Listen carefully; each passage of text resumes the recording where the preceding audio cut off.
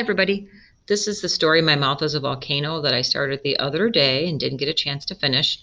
It goes with the assignment today in English for our asynchronous activity. So we talked a little bit about a metaphor, saying one thing is another. So my mouth is a volcano.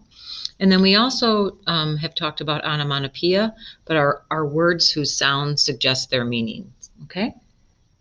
Words whose sound suggest their meaning. Okay, so my mouth is a volcano. My name is Lewis, and people say I erupt a lot. I don't think I do. I have a lot to say, and all of my words are very important to me. When other people talk, words just pop into my head. Then they slide down onto my tongue. My tummy starts to rumble, and then it starts to grumble.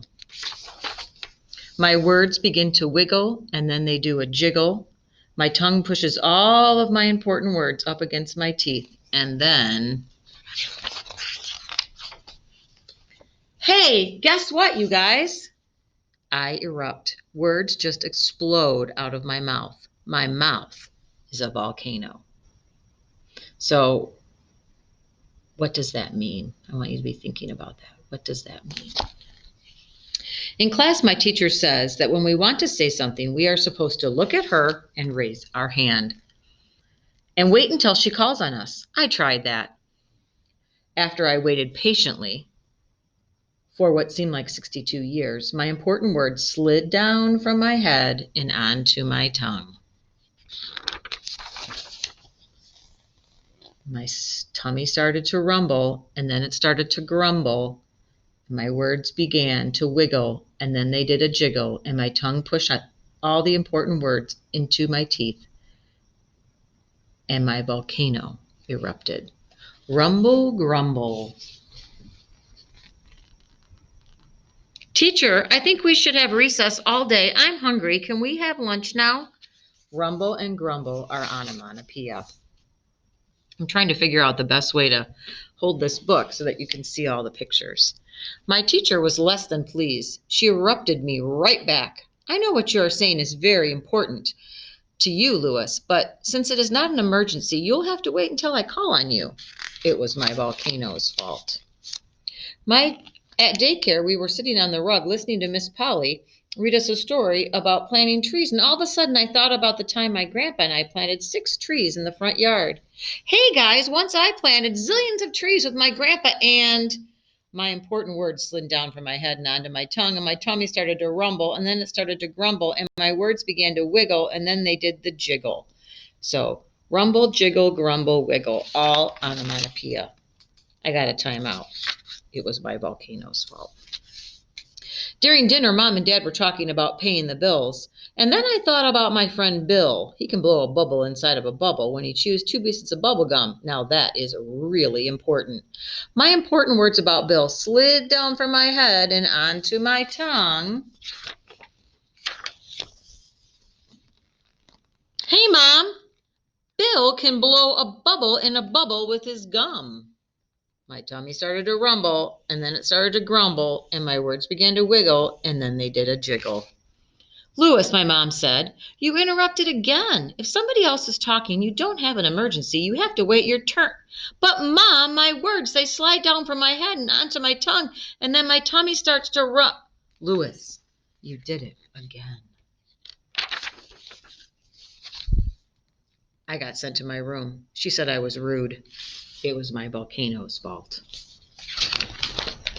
The next day at school was my very important day. I had been waiting for about 126 weeks to be student star of my class. It was my special moment. I got to share a poster with my class that had pictures of all of my favorite things. I stood up in front of the class and began to tell them about the time I went fishing. Halfway through my story, Richard started to tell everyone about when he went deep sea fishing in Mexico. His story must have been better than mine because everyone started to look at him. He was stealing my important words.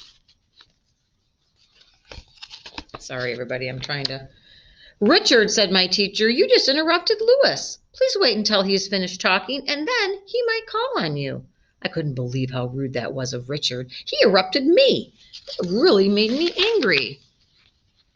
After talking about my fishing trip, I tried to explain the x-ray of my broken arm.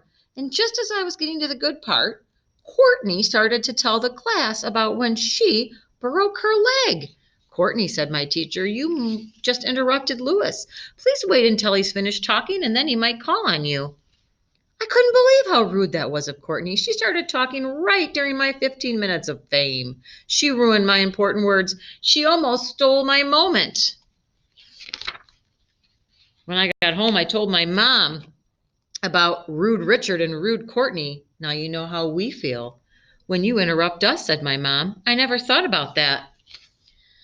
I just get so excited and my words, they just pop into my head and then they slide down onto my tongue and my tummy starts to rumble and then it starts to grumble and my words begin to wiggle and then they do a jiggle and then my tongue pushes all of my important words up against my teeth and I erupt. Words just explode out of my mouth. My mouth is a volcano. So really the volcano is Richard, or not Richard, sorry, is Lewis having difficulty keeping control of himself. So that's why the author used the metaphor of a volcano. Maybe Richard and Courtney have volcanoes in their mouths too, my mom replied. I never thought about that.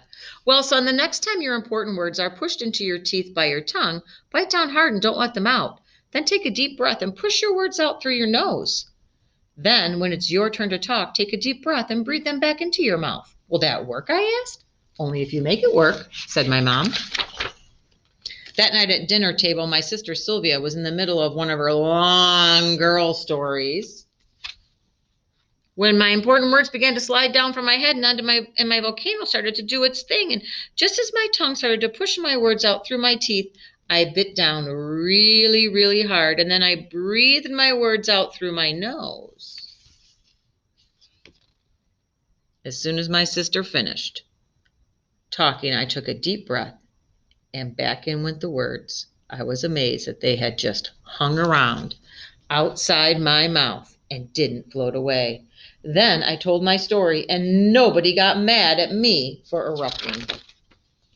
After that, I never erupted again, well, except for the time Bill's bubble gum got stuck in my hair. But that was a real emergency. Okay, so my mouth is a volcano, okay? Metaphor. Think about what that means. The onomatopoeia was sprinkled throughout it, words whose sound suggest their meaning.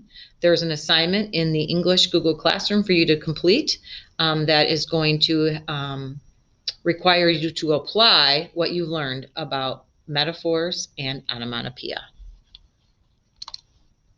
Bye.